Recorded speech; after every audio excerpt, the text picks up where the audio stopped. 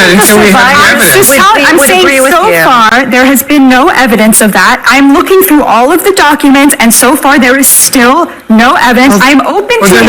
If you listen to me, I just feel like it's like the obsession. I mean, bringing the Clintons in, it's ridiculous. Right, but you listen to it. You just said you agree with Donald Trump. You just said you agree with Donald Trump. I'm saying it's time to move on. And I think it's interesting.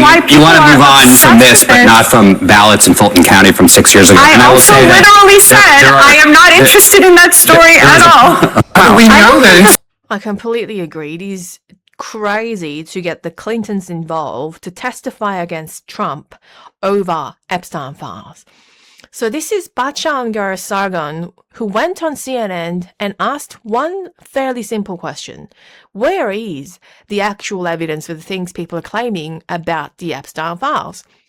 And the reaction was explosive. She got choked over, she got the gotcha treatment, and then Anna Kasparian made a whole segment out of it in her own show.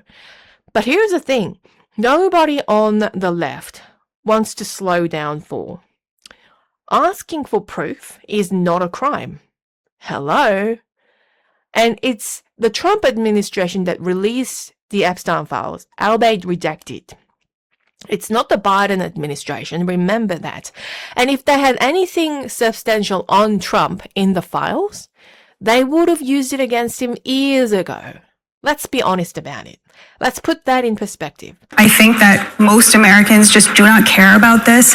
This has been an obsession of elites on the right and now elites on the left. Elites on the right were obsessed with it when they thought they could use it to hurt leftists, and now the left is obsessed with it because they think they can use it to hurt the right. Elites are the ones who are obsessed with the Epstein files? Aren't the elites the ones raping the kids? Batya, you know what you're doing. We all know what you're doing. You're not a dumb girl.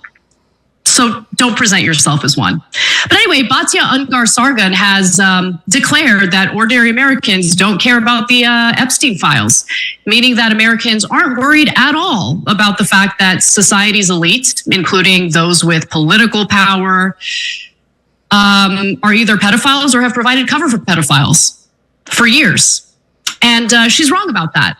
In case she was acting in good faith, which I am very suspicious of, an October 2025 PBS NPR Marist poll found that 75% of Americans want the full file release immediately. And we still haven't gotten that, by the way. There's still 3 million files that the DOJ under the Trump administration is refusing to release. And of the files that have been released, as we all know, because we've been pouring through them, they're heavily redacted. And the thing is, I sort of agree. Batya saying let's move on is a bit much. I agree. And what I want to highlight is Anna Kasparian went straight to the poll first, saying 75% of Americans want the files released. Okay, cool. I want them released too. Release everything. But at the same time, I'm going to give credit to the Trump administration for at least trying to release some files, unlike the previous administrations. So let's put that in perspective. And also notice the sleight of hand. Batya said there is no evidence of the crimes being alleged, which is fair. I agree with that as well. Anna answers with a poll about what people want. I agree with that as well. But the thing is, those are completely different things. What the public wants to see has nothing to do with whether a specific person committed a specific crime. You don't get to swap one for the other and call it a win. You know what I'm saying? While they failed to redact the names of the Epstein survivors, which I think would have been the priority, they redacted the names of the predators in the files. Interesting. Anyway, so let's talk a little more about what's going on here, because she had more to say about what we have discovered or haven't discovered in the Epstein files. Let's take a look. So far, there has been no evidence of that. I'm looking through all of the documents, and so far there is still no evidence. I'm open to it. If you listen to me, I just feel like it's like the obsession. I mean, bringing the Clintons in, it's ridiculous. Right? think bringing the Clintons in to testify is ridiculous at all, because clearly Bill Clinton's name shows up quite a bit in the Epstein files, and asking questions is the right thing to do when we're talking about a long-running pedophile ring that led to Epstein securing a sweetheart deal where he gets to leave the prison during the day. I mean, obviously, this is a deep issue that has led to quite a bit of distrust among Americans when it comes to our own institutions. And you can't have a country function appropriately when its people don't trust its leaders. And that's where we're at right now. But just quickly, if you'd rather have someone walk you through what the evidence actually says instead of just hyping you up, like the video and subscribe. It genuinely helps. Back to the video. There's no evidence of criminality from what we've seen. First of all, last Friday, Trump's DOJ released around 3 million documents. We're still pouring through them. And every day, there are more and more findings that cause so much despair, honestly, for me, because it's like, oh my God, like the whole system needs to be burnt down and rebuilt again. Okay, like I don't think that reform is going to help. Like our system is so deeply corrupt and broken. But she's like, no, I mean, we haven't, no evidence of any criminality. Okay, then I'll give you some examples. These are some of the more recent revelations that we haven't talked about on the show yet. But, you know, I will remind you, one of the things we talked about earlier this week was the diary of the 16-year-old Epstein survivor. And so she is writing down what is happening to her in real time. And she said that she was made to be an incubator for Epstein, meaning she kept getting pregnant in some cases, forced to give birth, and they would take the baby away. And she would write about the pain she felt as they would take the baby away from her. And then she would write in a very detailed way about the abortions she was forced to have. So Anna brings up the testimony from a young survivor, and I want to be clear. I actually think it's truly horrifying, and I also believe, unless those things actually happened to her, I don't think she would have written these down in detail.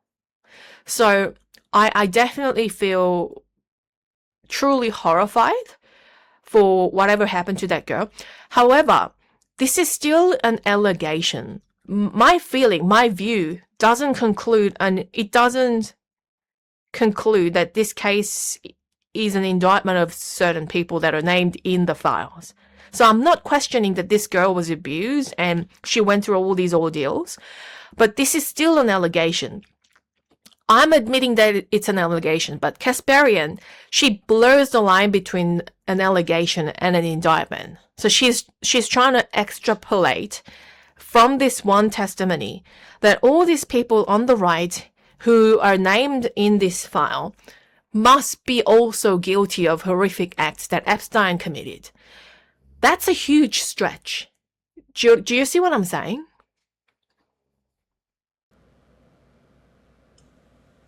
No evidence of criminality? Now, she could be lying in her diary. You could make that point. But to say that it was just Epstein and Ghislaine Maxwell that were preying on people, no one else. There's no evidence. There's no indication. There's no probable cause that anyone else was involved. That 16-year-old, by the way, mentioned Leon Black, financier, as someone who allegedly assaulted her, raped her. The left always uses revolutionary language. Let's burn the whole system down. The system is corrupt. The system is broken. So this is not someone who's seriously weighing on evidence. This is someone who's already made a conclusion and she's working backwards to it. So that is the mythology. That is not really an evidence-based thinking at all. So my personal opinion is I want them to release every file, and I mean it. But after that, though, the standard doesn't change. Evidence, charges, due processes. If powerful people did this, they need to prove it and put them away. What I am not going to do, though, is to treat a document and treat it as if they're a true verdict. Batya very fairly asked for proof and got called a Trump fan for it. That should bother you no matter who you voted for. If you enjoy this video, subscribe, hit the like button. I'll see you on the next one.